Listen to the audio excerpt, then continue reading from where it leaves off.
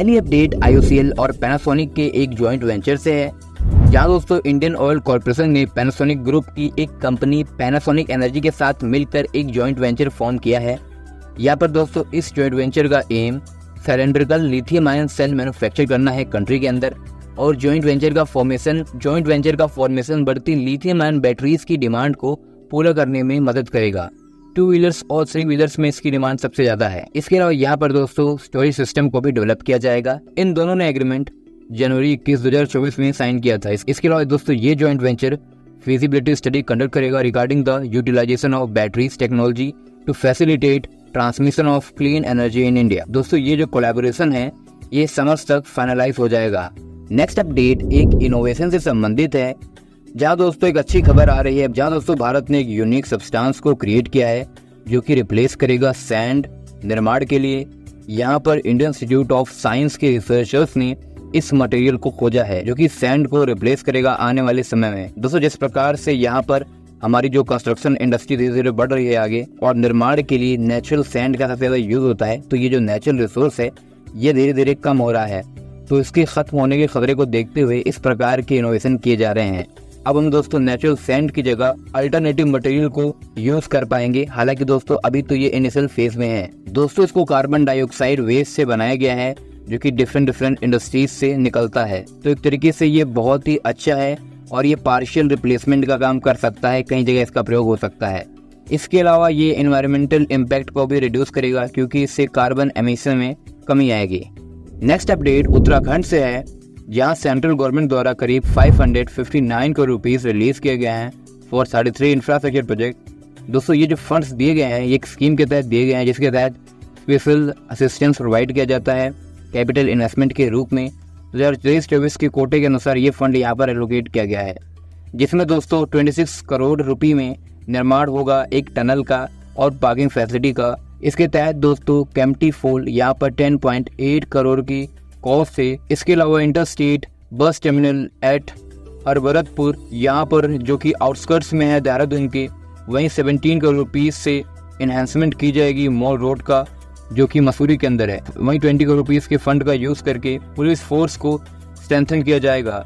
वहीं 100 crore rupees health care में use किया जाएगा हरिद्वार मेडिकल कॉलेज की स्ट्रेंथनिंग में। इसके अलावा 51 करोड़ रुपीस सौर स्थल, इसके अलावा दोस्तों 51 करोड़ रुपीस का फंड सौर स्थल के निर्माण में लगाया जाएगा देहरादून के अंदर। नेक्स्ट अपडेट आंध्र प्रदेश से है, यहाँ दोस्तों national board for wild life ने रिकमेंडेशन दी है। इसके तहत कहा गया है कि ये करीब 40 एकर्स फॉरेस्ट लैंड का यूज करे और टाइगर कॉरिडोर का फॉर्मेशन करे to connect Nagarjuna Sagar Srisailam tiger reserve at Sri Venkateswara national park in Andhra Pradesh. यहाँ पर दोस्तों ये जो रूट है यहाँ पर एक एक्सप्रेसवे का डेवलपमेंट करना है जो कि ऐसा इकोनॉमिक और इंटर कॉरिडोर के रूप में काम करेगा under second phase of Bharatmala परियोजना। और NSTR देश का सबसे बड़ा टाइगर रिजर्व है, करीब 3296 स्क्वायर किलोमीटर में ये फैला हुआ है। दोस्तों यहाँ पर ये जो कॉरिडोर है यहाँ पर दोस्तों वेरियस स्टेट हाईवे इस कॉरिडोर को इंटरसेक्ट करेंगे। नेक्स्ट अपडेट विलय स्कीम से संबंधित है, यहाँ दोस्तों ministry of electronics and information technology new production link incentive scheme ला रही है। अब यहाँ पर दोस्तों जो कंपोनेंट मैन्युफैक्चरिंग की स्कीम थी जो कि स्पेक्स स्कीम के नाम से जानी जाती थी और 2020 के अंदर इसको लॉन्च किया गया था। करेंटली यहाँ पर दोस्तों 3285 करोड़ रुपीस की promotion of manufacturing of electronic component and semiconductor जो स्कीम है ये खत्म हो रही है और ये खत्म संडे को ही हो जाएगी और इसके बाद दोस्तों इसको रिन्यू नहीं किया जाएगा। यहाँ पर दोस्तों जितने भी फ्रेश एप्लीकेशन इसके रिगार्डिंग आ रहे हैं उनमें से किसी भी एप्लीकेशन को अब सेलेक्ट नहीं किया जाएगा अंडर स्पेक्स स्कीम। और दोस्तों जो सेलेक्टेड कंपनीज हैं जो कि बहुत पहले सेलेक्ट हो गई थी उनका जो फंड है वो मिलता रहेगा। तो यहाँ पर दोस्तों ये जो स्कीम है ये सेल्स के आधार पर होगी, तो यहाँ पर इंसेंटिव उसे ही मिलेगा जो सेल्स के आधार पर आइडेंटिफाई की जाएगी। यहाँ पर दोस्तों गवर्नमेंट ने ऑलरेडी इंडस्ट्रीज के वेरियस स्टेक होल्डर से न्यू पीएलआई स्कीम के संबंध में डिस्कशन स्टार्ट कर दिया है। इसके तहत यहाँ पर डोमेस्टिक वैल्यू एडिशन गुड्स को इंक्रीज करने का प्लान है और जो इलेक्ट्रॉनिक एक्सपोर्ट है इसको भी बढ़ाने का प्लान है। यहाँ पर दोस्तों इसके तहत USB, data cable, HDMI cables, sensors, activators, crystal, electronic application, printed circuit boards, इन सब की मैन्युफैक्चरिंग को इसके तहत प्रमोट किया जाएगा। गवर्नमेंट ने 42 कंपनीज को अंडर स्पेक्स स्कीम चुना था। टोटल 1690 करोड़ रुपीस का प्रोडक्शन इंसेंटिव देने का वादा किया था। इसके तहत 1690 करोड़ रुपीस का इंसेंटिव प्रपोज किया गया था और गवर्नमेंट ने कमिटमेंट दिया था कि वो करीब 1612 करोड़ रुपीस का इंसेंटिव देंगे और फरवरी तक अभी 78.37 करोड़ रुपीस का इंसेंटिव दिया गया है। नेक्स्ट अपडेट उत्तर प्रदेश से है, जहां यूपीपीसीएल के चेयरमैन आशीष कुमार गोयल ने कहा है कि यूपी एक एनर्जी रिच स्टेट बनने वाला है।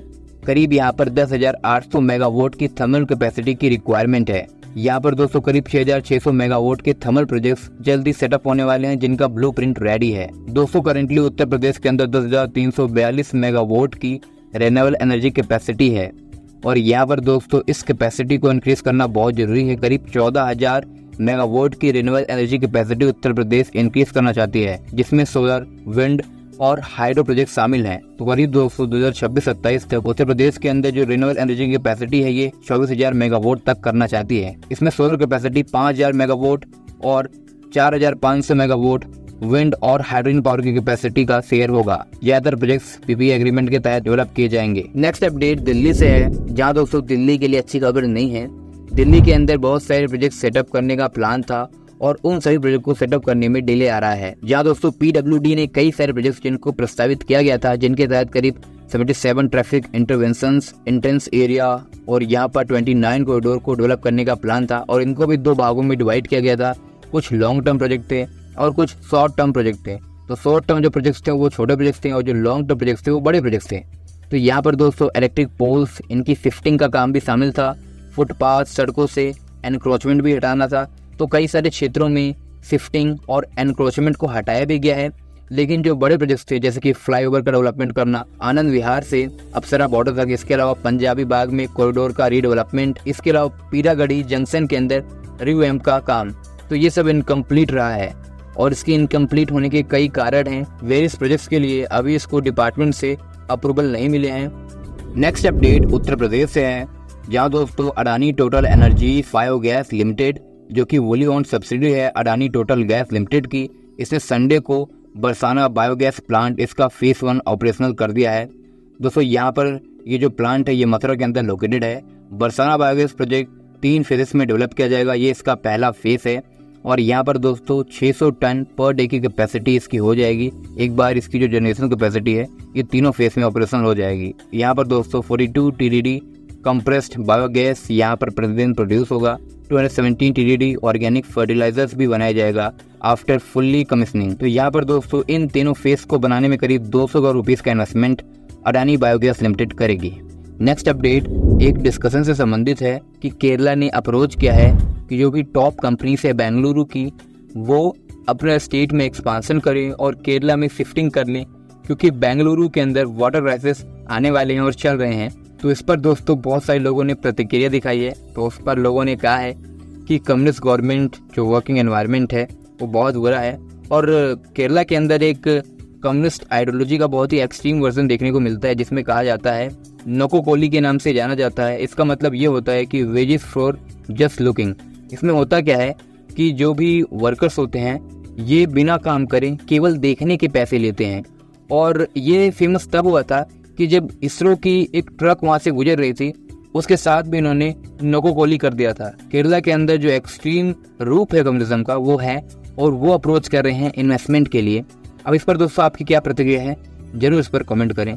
नेक्स्ट अपडेट गुजरात से है, जहाँ दोस्तों अडानी एंटरप्राइजेस की सब्सिडरी कच्छ कॉपर, इसने $1.2 बिलियन का कॉपर मैन्युफैक्चरिंग प्लांट स्टार्ट कर दिया है और इसका जो फर्स्ट फेज है ये कॉमन्स हो गया है मुंद्रा गुजरात के अंदर। दोस्तों इस प्लांट के साथ अब अडानी ग्रुप मेटल सेक्टर में भी एंट्री कर चुकी है। फेज 1 करीब 0.5 मिलियन टन पर डे का रिफाइंड कॉपर प्रोड्यूस करेगा। वहीं मार्च 2019 तक इसके सभी फेज ऑपरेशनल हो जाएंगे और जो ये प्लांट है ये फुल स्केल पर प्रोडक्शन कर पाएगा। दोस्तों ये एक state of the art facility है जो कि एडवांस है और इससे करीब 2000 से 5000 लोगों को डायरेक्ट इनडायरेक्ट जॉब्स मिलेगा। नेक्स्ट अपडेट एक research and development focused centre of excellence से संबंधित है, जहां national power training institute and PTC India ने MOU साइन किया है to establish centre of excellence for research and development in energy domain. Well दोस्तों इसका फोकस होगा प्रमोटिंग सस्टेनेबल डेवलपमेंट गोल और ये जो MOU है ये न्यू दिल्ली के अंदर साइन किया गया था 28 मार्च 2024 के अंदर। यहाँ पर secretary minister of power Pankaj Agarwal इनकी प्रेजेंस में इसको साइन किया गया है।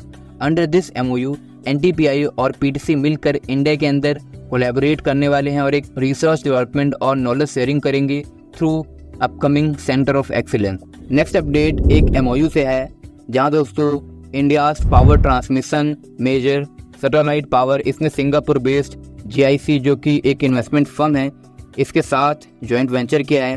अब दोस्तों इस ज्वाइंट वेंचर के साथ ये डेवलपमेंट और ऑपरेशनल काम करने वाले हैं। कई सारे पावर ट्रांसमिशन प्रोजेक्ट ये भारत के अंदर सेटअप करेंगे। दोस्तों इस एग्रीमेंट में मेजोरिटी जो शेयर होने वाला है वो सैटेलाइट पावर के पास है, 51% शेयर सैटेलाइट पावर के पास है, वहीं 49% जो इसके माइनॉरिटी स्टेक हैं ये GIC के पास है। Next update Andaman Nicobar island से है, जहां दोस्तों इंडियन गवर्नमेंट ह्यूज इन्वेस्टमेंट कर रही है to develop infrastructure in Andaman Nicobar island to promote tourism and trade. Sibbipur north Andaman Car Nicobar यहाँ पर टर्मिनल बिल्डिंग को बनाया गया है, जहाँ पर दोस्तों फ्लाइट्स जुलाई में शुरू होंगी।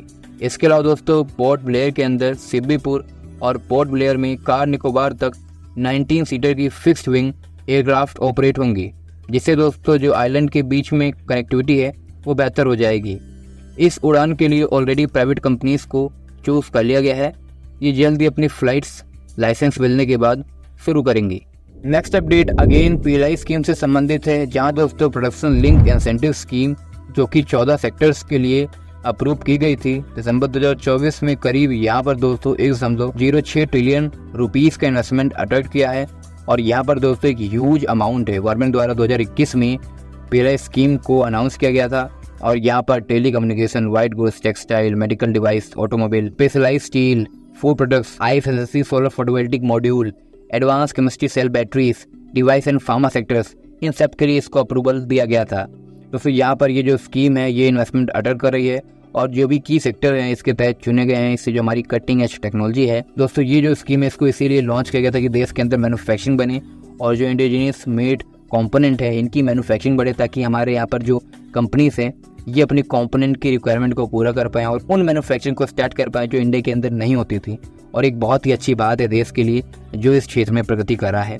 नेक्स्ट अपडेट डिफेंस सेक्टर से है, जहाँ दोस्तों इंडिया का जो डिफेंस मैन्युफैक्चरिंग सेक्टर है गवर्नमेंट द्वारा इसको प्रमोट किया जा रहा है। और यहाँ पर दोस्तों डिफेंस एक्सपोर्ट से ये हमें पता लग रहा है, फाइनेंशियल ईयर 2020-21 में इंडिया ने 8,435 करोड़ के डिफेंस इक्विपमेंट और प्रोडक्ट्स का एक्सपोर्ट किया था, जो कि फाइनेंशियल ईयर 2021-22 में बढ़कर 12,815 करोड़ हो गया और फाइनेंशियल ईयर 2022-23 में बढ़कर 15,918 करोड़ हो गया। वही दोस्तों फाइनेंशियल ईयर 2023-24 में ये बढ़कर 21,083 करोड़ हो गया। तो कुल मिला के दोस्तों फाइनेंशियल ईयर 2020-21 के मुकाबले फाइनेंशियल ईयर 2023-24 में 2.5 गुना एक्सपोर्ट की वैल्यू में ग्रोथ देखी गई है, जो कि देश के लिए बहुत ही अच्छी खबर है। नेक्स्ट अपडेट पोर्ट ब्लेयर से है, जहां दोस्तों वीर सावरकर इंटरनेशनल एयरपोर्ट को अपग्रेड किया गया है 3 ग्रेड 2 एयरपोर्ट। यहाँ पर दोस्तों जो ग्रेड 3 एयरपोर्ट होते हैं इनको मैनेज किया जाता है जनरल मैनेजर लेवल ऑफिसर द्वारा, वहीं जब इसको ग्रेड 2 में अपग्रेड कर दिया जाता है इसको जनरल मैनेजर लेवल एग्जीक्यूटिव द्वारा मैनेज किया जाता है। इंटरनेशनल एयरपोर्ट लास्ट ईयर इनोग्रेट किया गया था। नेक्स्ट अपडेट टोल सिस्टम से है, जहाँ दोस्तों नितिन गडकरी जी ने कहा है कि इंडियन गवर्नमेंट जल्द ही टोल प्लाजास को एंड करेगी और इनकी जगह सैटेलाइट बेस्ड सिस्टम को यूज किया जाएगा। इवन दोस्तों इस प्रकार का जो GPS बेस्ड टोल कलेक्शन होता है यूरोपियन कंट्रीज में काफ़ी फेमस है, साउथ ईस्ट एशियन कंट्री में सिंगापुर के अंदर भी ये काफ़ी फेमस है, लेकिन अभी इंडिया इसको प्लान कर रही है। यहाँ पर दोस्तों इसके तहत जो रिस्पॉन्सिबल अथॉरिटीज़ हैं उनको इसको डेवलप करना होगा। सबसे पहले इसका सर्वे होगा, कुछ नेशनल हाईवेज के रूट को सिलेक्ट किया जाएगा, वहाँ पर इसके ट्रायल होंगे और ट्रायल होने के बाद इसकी एफिशिएंसी को देखते हुए इसको नेशनल लेवल पर इम्प्लीमेंट किया जाएगा। इसके निर्माण से समय की बचत होगी। इसके अलावा जो टोल प्लाजास पे भीड़ लग जाती है उसकी भी समस्या से निजात मिलेगी। सो गाइस आज की इस वीडियो में इतना ही। अगर आपको ये वीडियो पसंद आए तो वीडियो को लाइक करें, चैनल को सब्सक्राइब करें। धन्यवाद आपका ये वीडियो देखने के लिए। मिलते हैं नेक्स्ट वीडियो में।